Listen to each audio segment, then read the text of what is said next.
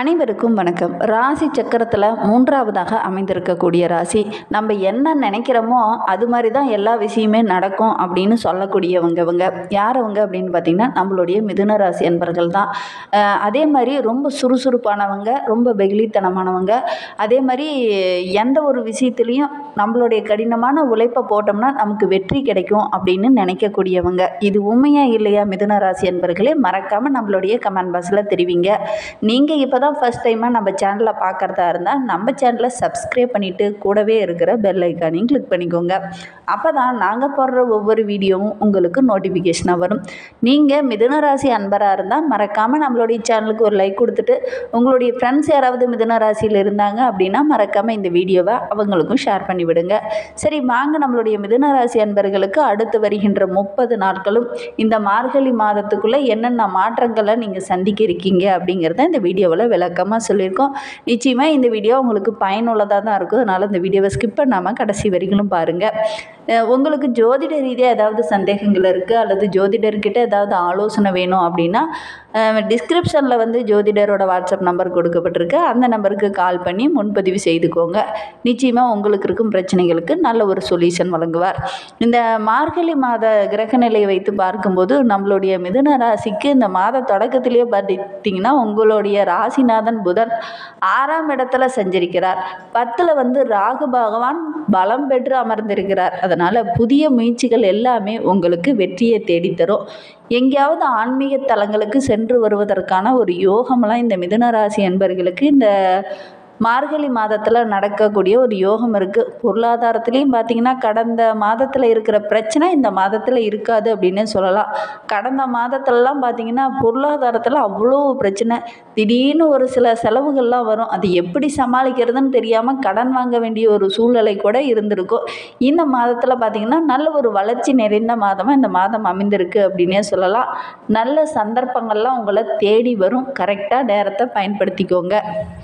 அதுக்கெல்லாம் பார்த்தீங்கன்னா மற்ற இனத்தவர்கள் உங்களுக்கு ஒத்துழைப்பாக செயல்படுவாங்க. ஒரு சிலர்லாம் பார்த்தீங்கன்னா கூட்டு முயற்சியில் இருப்பீங்க, கூட்டு தொழிலாக செஞ்சிட்டு இருப்பீங்க. அதிலெல்லாம் இந்த டைமு நல்ல ஒரு லாபமும் பொருளாதாரத்தில் நல்ல ஒரு முன்னேற்றமும் வெற்றியும் கிடைக்கக்கூடிய ஒரு மாதமாக இந்த மார்கழி மாதம் இந்த மிதுன ராசி அன்பர்களுக்கு அமைந்திருக்கு அப்படின்னே சொல்லலாம். ஒரு சில மிதுன ராசிக்காரங்களுக்கெல்லாம் பார்த்தீங்கன்னா உங்களுடைய உறவுகள் கூட உங்களை விட்டு விலகி இருக்கக்கூடிய ஒரு சூழ்நிலை இருக்கும். இந்த மாதத்தில் பார்த்தீங்கன்னா அந்த விலகி சென்ற உறவுகள்லாம் உங்களை தேடி நட்பு பாராட்டுவாங்க.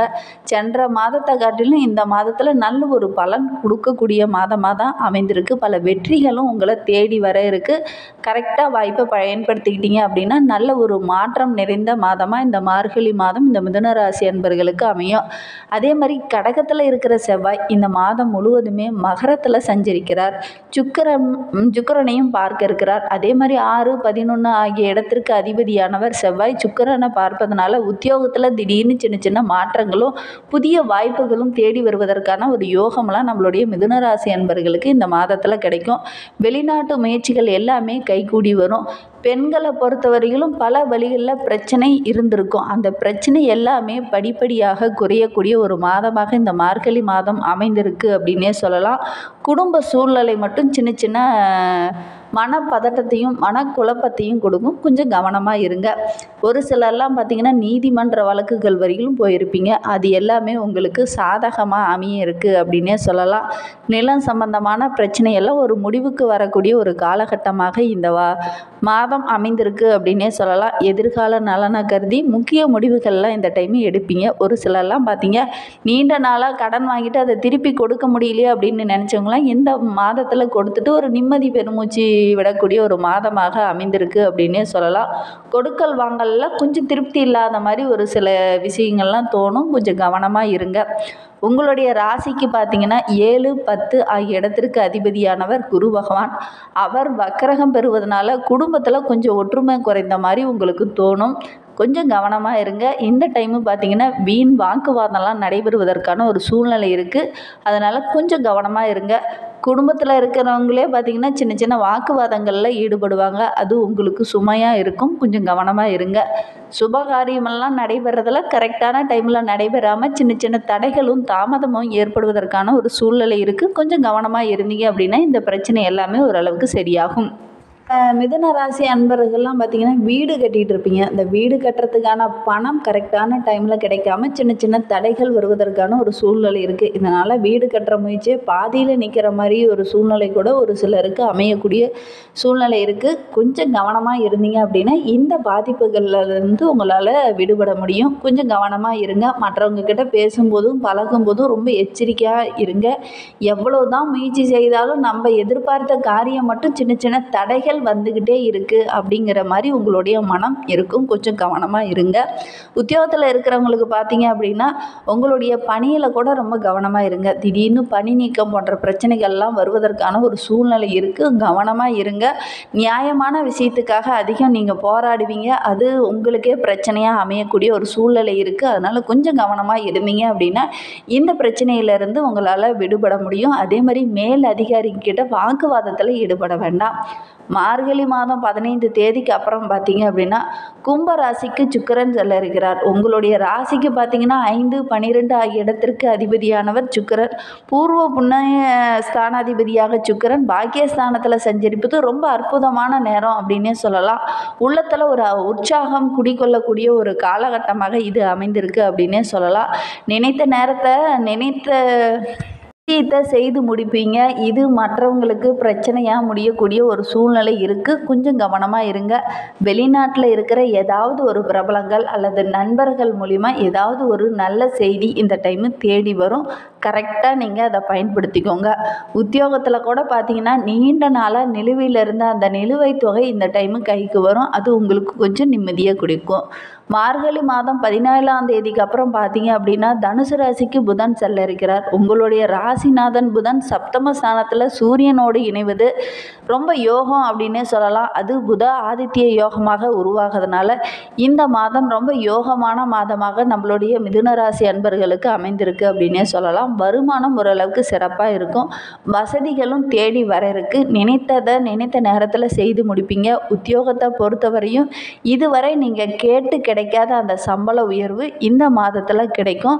அதற்காக கொஞ்சம் சின்ன சின்ன பிரச்சனைகளும் தடைகளும் வரும். அந்த தடைகள் எல்லாம் தாண்டி தான் இது கிடைக்கக்கூடிய ஒரு சூழ்நிலை இருக்குது. பேசும்போது கொஞ்சம் கவனமாக பேசுங்க. அவசரப்பட வேண்டாம். நிதானத்தை கடைபிடிங்க. அதே மாதிரி தலைமை அதிகாரிக்கிட்ட பேசும்போது ரொம்ப பார்த்து எச்சரிக்கையாக செயல்படுறது ரொம்பவும் நல்லது. பொது வாழ்வில் இருக்கிறவங்க அரசியல் துறையில் இருக்கிறவங்களுக்குலாம் நல்ல ஒரு சாதகமான மாதமாக இந்த மார்கழி மாதம் இந்த மிதுன ராசி அன்பர்களுக்கு அமைந்திருக்கு அப்படின்னே சொல்லலாம். வியாபாரம் தொழில் செஞ்சிட்டு இருக்கவங்களுக்கெல்லாம் நிதி நிறுவனங்கள்கிட்ட இருந்து நல்ல ஒரு ஆதரவு இந்த டைமு கிடைக்கும். ஒரு சிலர்லாம் பார்த்திங்கன்னா செய்கிற தொழிலில் பணம் இல்லாமல் பாதியிலே நிற்கக்கூடிய ஒரு சூழ்நிலை இருக்கும். ஒரு சிலர்லாம் பார்த்திங்கன்னா வங்கியில் கடன் கேட்டிருப்பீங்க. அது கிடைக்காம சின்ன சின்ன அலைச்சல்கள் இருந்திருக்கும். இந்த டைமு பார்த்திங்கன்னா அந்த நிதியெல்லாம் கிடைத்து ஒரு நிம்மதி பெருமூச்சு விடுவீங்க. உத்தியோகத்தில் இருக்கிறவங்களுக்கு பார்த்திங்கன்னா உடன் இருப்பவர்கள் உங்களுக்கு பக்கபலமாக இருப்பாங்க. கலைத்துறையை சேர்ந்த அன்பர்களுக்கு உங்களுடைய திறமைக்கு நல்ல ஒரு அங்கீகாரம் கிடைக்கக்கூடிய ஒரு மாதமாக இந்த மார்கழி மாதம் அமைந்திருக்கு அப்படின்னே சொல்லலாம். இந்த மார்கழி மாதத்தில் மாணவர்களுக்கு எப்படி அமைந்திருக்கு அப்படின்னா மார்கழி மாதம் மாணவர்கள் அதிக மதிப்பெண் பெறத்துக்கு கொஞ்சம் கூடுதலாக உழைக்க வேண்டிய ஒரு சூழ்நிலை இருக்குது. பெண்களை பொறுத்தவரையிலும் கொஞ்சம் குடும்ப சுமை அதிகமாக இருந்தாலும் உங்களுடைய தைரியமும் தன்னம்பிக்கையும் அதிகமாக இருக்கிறதுனால பணவரத்து ஓரளவுக்கு திருப்திகரமாகவே இருக்கும். உங்களுடைய சேமிப்பு படிப்படியாக உயரக்கூடிய ஒரு சூழ்நிலை இருக்குது. வேலைக்கு செல்லும் பெண்களுக்கு சக பணியாளர்களும் உங்களுக்கு ஒத்துழைப்பாக இருப்பாங்க. மேல் அதிகாரிகிட்ட பேசும்போது கொஞ்சம் கவனமாக இருங்க.